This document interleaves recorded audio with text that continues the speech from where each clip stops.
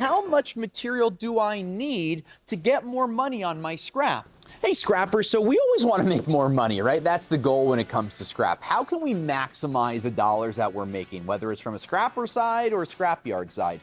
My name's Tom from the iScrap app, and before we talk more about how you can maximize your scrap, please like and subscribe to our page so you can learn more about other scrap metal tips.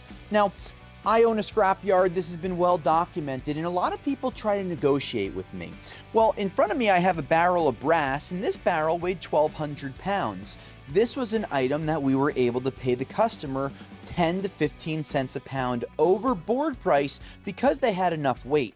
If this customer just came to me with 100 pounds of brass or bronze, it wouldn't be enough for us to negotiate because that's a regular transaction for us. Now, if you brought me a box of Bear Bright that weighed 2,000 pounds, I would probably pay you 10 to 15 cents more a pound. But if you only brought me these two pieces, then the board price is going to be the board price. So how do you know that the price you're getting paid is fair? Well, lots of different tools out there. The iScrap app gives you the ability to see national prices. But the one thing that I like when my customers come to Rockaway Recycling is when they call or text or email us before they show up. Why? Well, now instead of having a confrontation at the scale, we have a price decided and kind of dictated before they arrive. That's a win. How much weight do they have? Do they have 500 pounds? Do they have 200 pounds? When I start to give more money, it's generally when you have 500 pounds of non-ferrous metals or more.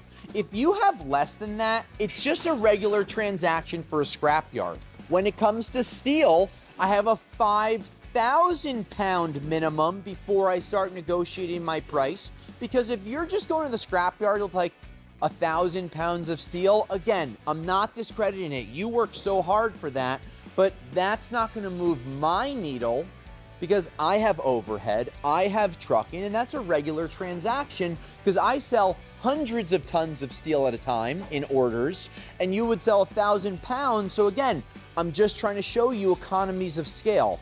Now, other factors that could come into maximizing the price that you get: how big is your yard? Where are you located? Did you negotiate? I have no problem negotiating pricing, right?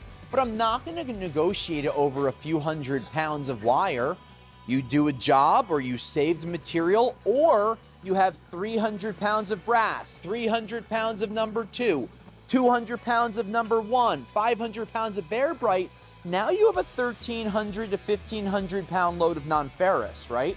Now I'm looking at the overall weight and I'm saying, yeah, I can give you 10 cents a pound overboard.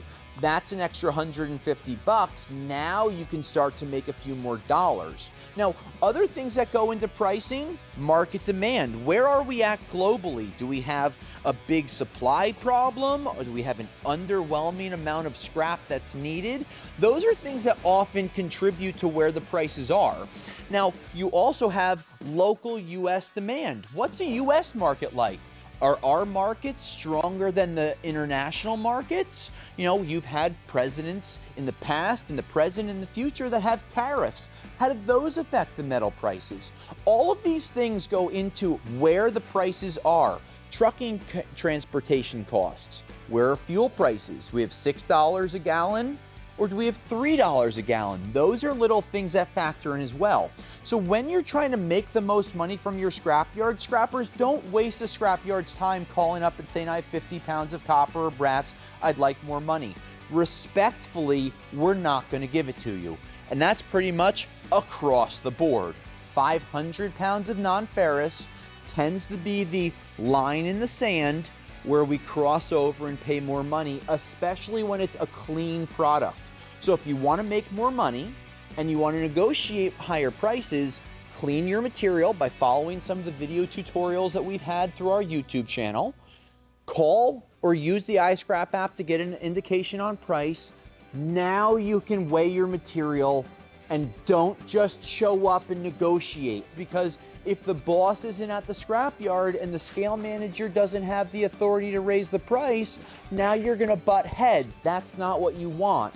Call in advance, email in advance, text in advance, Let's get a solid price out there, and that's how you're going to maximize. So comment below if there's other ways that you've made more money on your scrap. If you have other tips for scrappers, let us know, or other videos that can be made from it. Do not forget to like and subscribe to our page, and until next time, I'll scrap you later.